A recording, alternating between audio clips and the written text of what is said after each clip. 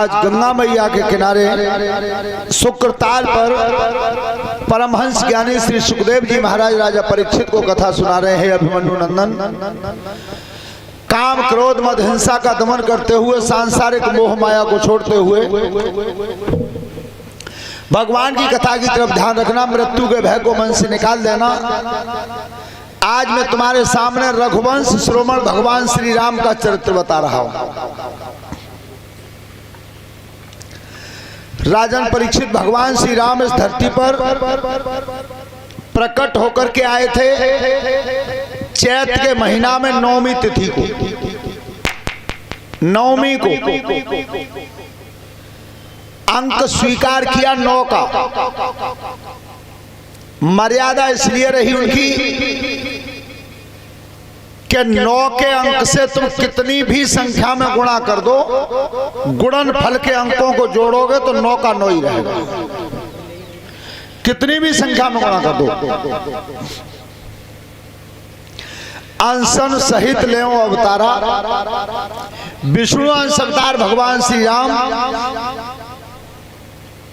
गरुड़ जी अवतार भरत जी, शेष अवतार लक्ष्मण जी, चक्र सुदर्शन अवतार शत्रुघ्न जी।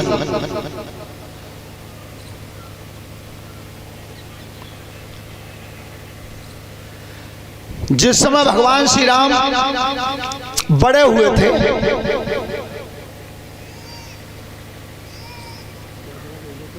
शाम की बात करिए,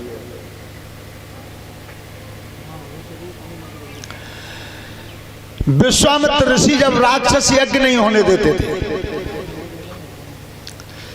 तो भगवान राम को मांगने के लिए आए हैं, यज्ञ रक्षा के लिए। ध्यान रखना परीक्षित महाराज जी, यज्ञ को बिगाड़ने वाले तब भी थे और अब भी हैं, संवारने वाले तब भी थे और अब भी हैं। लेकिन पहले वाले बिगाड़ने वालों में और अब में अंतर है। पहले जो बिगाड़ते हैं वो आमने सामने बिगाड़ते ही रहते, चम्मच जाए जिंदे रह जाए। अब चतुराई है। अब बिगाड़ने वाले ऐसे हैं कि पतो चली कि राजेश्वर सिंह के जहां भागवत चल रही है, 6 दिन तो बिगाड़ने की कोशिश करेंगे। पतो चली कि अब ना बिगड़ी, अब तो बनी गई, तो 7 में इतना बना बेबान में सबते अकेला लाने में मिलेंगे ठाड़े। ये चतुराई है। लेकिन मैं आपसे एक बात कहना चाहता हूं कि भगवान की यज्ञ को अगर हम बना नहीं सकते हैं तो बिगाड़ने का हमें कोई अधिकार नहीं, बिगाड़ने का भी अधिकार नहीं। राक्षस यज्ञ नहीं होने देते थे तो विश्वामित्र ऋषि महाराज दशरथ जी के पास आए हैं राम को मांगने के लिए। ध्यान रखना, राम को ही क्यों मांगा? महाराज दशरथ जी ये कह देते कि चलो तुम्हारे पापी यज्ञ नहीं होने दे रहे हैं तो मेरी सेना ले जाओ, सेना नहीं ले जा रहे हो तो चलो मैं खुद चल रहा हूं। लेकिन राम को इसलिए मांगते हैं, विश्वामित्र जी कहते हैं महाराज दशरथ इस शरीर पर 4 खूबी ऐसी हैं, उनमें से अगर एक भी आ जाती है तो घमंड पैदा हो जाता है। 4 में से एक भी आती है तो घमंड पैदा होता है। कौन कौन सी? सबसे पहले रूप, सुंदरता दे दे भगवान। दूसरे नंबर पर धन, ऐश्वर्य और कीर्ति। ये 4 जिसमें से अगर एक भी आ जाती है तो घमंड आ जाता है महाराज दशरथ। पर तुम्हारे राम के ऊपर तो चारों की चारों ही हैं, फिर भी लेस मात्र घमंड नहीं है, बिल्कुल घमंड नहीं है। इसलिए मैंने राम को माना। और परिचय बताने में भी आज अंतर पड़ गया दरोगा जी। आज तुम्हारे घर कोई अतिथि आता है, कोई विशेष मिलने वाला आता है तो उसे परिचय पहले ऐसे बताया जाता है कि जेऊ कोठी मेरी है और बेऊ कोठी मेरी है और 3 कोठी में अलीगंज में, 2 फरुखाबाद में, 100 बीघा मोह पर खेत है, ताकि बात तो बात पानी की पूछी जा भाई। लेकिन सुनो, परिचय हमेशा ऐसे देना चाहिए जैसे ही विश्वामित्र आए तो महाराज दशरथ जी परिचय देते हैं अपना। के नाथ सकल संपदा तुम्हारी, मैं सेवक समेत सुत नारी। राम सिया राम बोलो राम सिया राम, राम सिया राम बोलो। कितना सुंदर परिचय दिया कि नाथ सकल संपदा तुम्हारी, मैं सेवक समेत सुत, मैं अपने बच्चों और अपनी पत्नी से तुम्हारा सेवक हूं। महाराज इससे बड़ा मेरा कोई परिचय नहीं। सोता बंद हो। आज भगवान श्री राम लक्ष्मण को विश्वामित्र यज्ञ की रक्षा के लिए ले गए। अभी कथा का प्रसंग चल रहा था। महाराज जनक के यहाँ एक कन्या प्रकट हुई थी धरती से, जमीन से। उसी लड़की का नाम रखा गया था सीता। सीता हल्की नोक को कहते हैं, आगे वाली को, और हल्की नोक से ही उसका जन्म हुआ, इसलिए उसका नाम सीता रखा गया। ध्यान रखना, बड़े बड़े सम्राट राजा जनक जी ने एक शिवजी का महान कठोर धनुष था, वो धनुष रंग भूमि बनवा करके रखा और ये कह दिया कि इस धनुष को जो अपने हाथों से उठा करके तोड़ देगा, सीता जी उसी के गले में वरमाला डाल देंगे। बड़े बड़े राजा महाराजा आए हैं। भगवान राम और लक्ष्मण को लेकर के विश्वामित्र भी गए हैं। तो विश्वामित्र ऋषि ने कहा था राम और लक्ष्मण से कि बेटा मैं पूजा के लिए फूल चाहता हूं, तुम फूल तोड़ के लाओ। तो आज राम और लक्ष्मण पुष्प वाटिका में गए हैं। ध्यान रखना, राम और लक्ष्मण की सुंदरता को देख करके आज जनकपुर में गाया क्या है?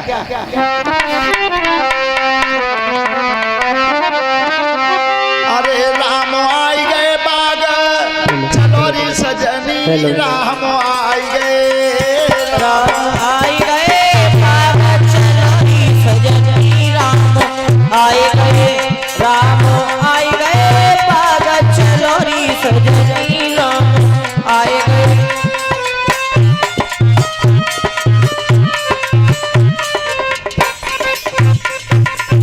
पाट पटामर और पीताम्बर, पाट पटामर और पीताम्बर,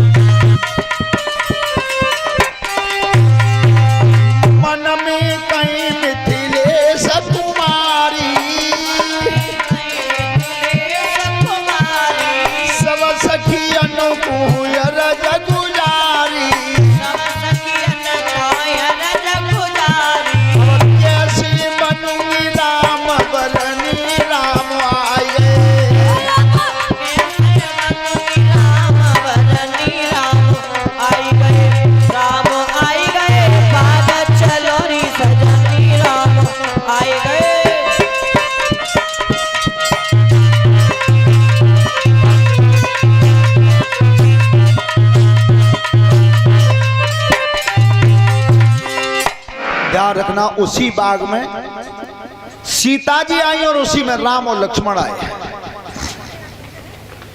सीता मैया ने देखा था भगवान राम को और श्री राम ने देख लिया था सीता को। ऐसा विद्वानों का मत है कि मन का वर्ण तो वहीं हो गया था। स्वयं मर ही इसलिए कहा गया कि सीता ने अपने वर का चुनाव तो बाग में कर लिया था। यहां तक संकल्प ले लिया कि मेरे पिता ने जो कठोर धनुष रखा है वो धनुष टूटे और चाहे ना टूटे, पर मेरे हृदय सम्राट तो ये है। फिर भी कर्म करना होगा, कर्म करना जरूरी है। ध्यान रखना, भगवान कृष्ण गीता के उपदेश में कहते हैं कि कर्मण्येवाधिकारस्ते मा फलेषु कदाचन। हे मानव, तू कर्म कर, फल की इच्छा मत कर। अच्छा, कर्म तू कर देगा तो फल तो मैं दे ही दूंगा, लेकिन आज समय उल्टा, पहले फल चाह रहे हैं। देखी हो तुमने, बड़ी बूढ़ी अम्मा घर में कह देती है कि भगवान में नाती है जा तो परिक्रमा देंगी। परिक्रमा कब देंगी? नाती है जाओ तो। अच्छा, हम कह रहे हैं माता जी परिक्रमा जाओ, नाती तो है ही जावे ना, पहले फल चाहिए। लेकिन भगवान कहते हैं कि पहले तू कर्म कर। और पढ़ने वाले बच्चे इस बात का ध्यान रखें कि कर्म में और भाग्य में कर्म बड़ा है। कर्म में और भाग्य में कर्म बड़ा है। लेकिन जो कर्महीन होते हैं वो केवल जा बात पर सब्र कर लेते हैं कि हमारे तो भाग्य में यही लिखो है। लेकिन एक बात जीवन में ध्यान रखना, कर्म में वो बल है कि वो भाग्य को भी बदल देगा।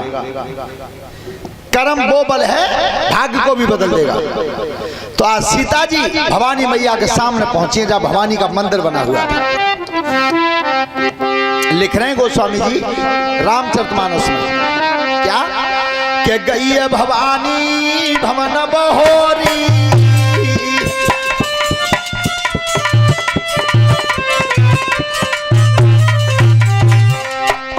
गई है भवानी भवन बहोरी, ओ पंथ चरण बोली कर जोरी।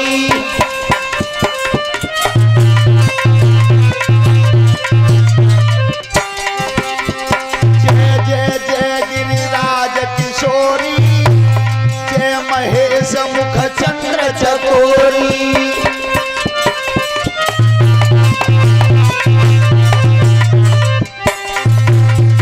जय गजबदन सदानन माता, ओ जगत जनन दामिनी बुद्धि दाता।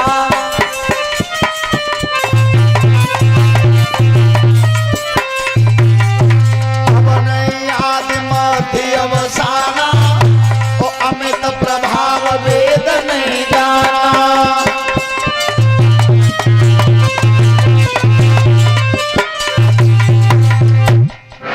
भव भव विभव पराभव कारिण और विश्व विमोहन स्वबस बिहार। आज सीता जी ने भवानी मैया की आराधना की है और प्रार्थना की, मैया मैं तेरी शरण में आई हूं, मैया मेरे मन में जो भावना बस गई है उसे पूरी कर देना। अब सब ध्यान से सुनो, पत्थर की मूर्ति बोलते ना है, पत्थर की मूर्ति बोलती नहीं है, पर परीक्षक जी अगर हृदय में भाव सच्चा है तो बोल भी जाती है, बोल भी जाती है। लिख रहे हैं गोस्वामी जी रामचरितमानस में, क्या कि बिन प्रेम बस भैया भवानी,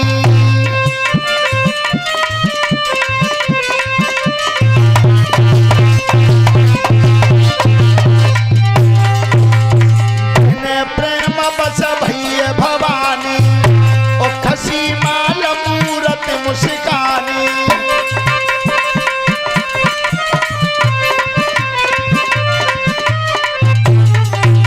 सुन सिय सत्य शीश हमारी, ओ पूजे मन कामना तुम्हारी।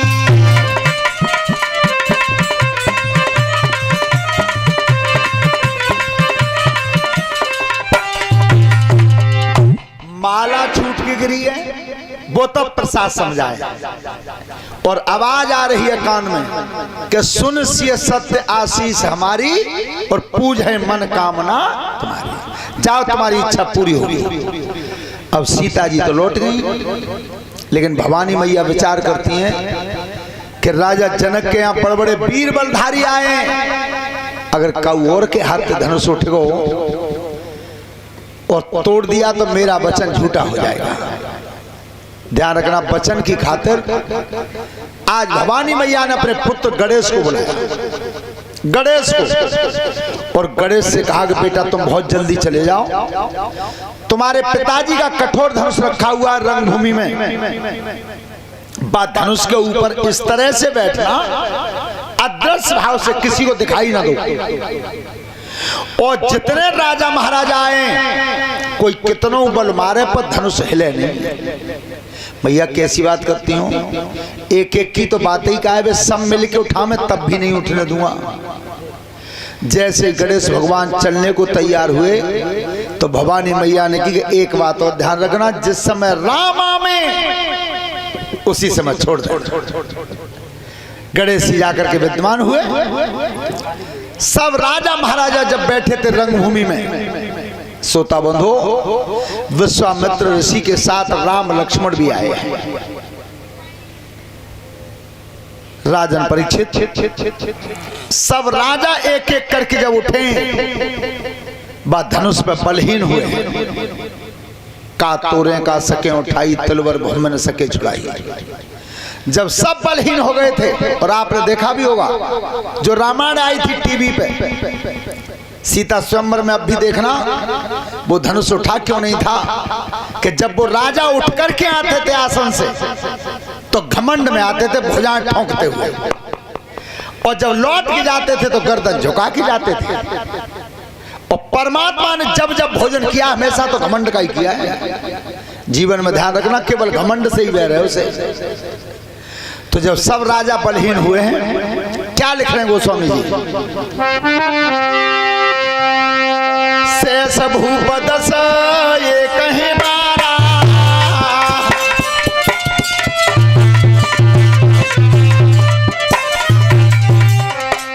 शेष भूप दस ये कहीं मारा, और लगे उठावन तरह नटारा।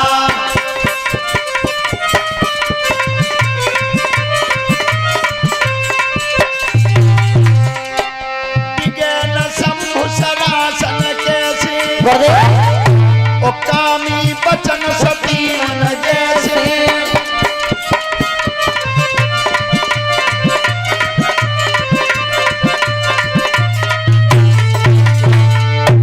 ध्यान रखना 10,000 राजाओं ने धनुष उठाया। अब जामे तो शंका है कि 10,000 उठाऊ लेते तो फिर शादी के अंत होती, पर वे चतुर कितने कि 10,000 मिलके उठाऊ लेंगे तो फिर बाद में आपस में लड़के फैसला कर लेंगे, जो जीते उसको ब्याह कर ले रहे हो। पर ध्यान रखना, उठा नहीं उठा, धनुष उठा क्यों नहीं? पहला कारण था गणेश जी विद्यमान थे, दूसरा कारण और था। परीक्षित जी हमेशा ध्यान से देख लेना, तुम बेटी पर सबसे ज्यादा प्यार करता है तो महतारी करती है, बेटी पे सबसे ज्यादा प्यार अगर कोई करता है तो माँ करती है। वो सीता की माँ कौन है? धरती। तो धरती पृथ्वी विचार करती हैं कि मेरी बेटी के मन में राम बसे हुए हैं, और जब तक राम नहीं आएंगे तब तक के लिए धनुष को पृथ्वी ने पकड़ लिया, अपनी तरफ खींच लिया। ये स्वामी राजेश्वरानंद जी का बखान है, जो संत शिरोमणि इस दुनिया में नहीं रहे।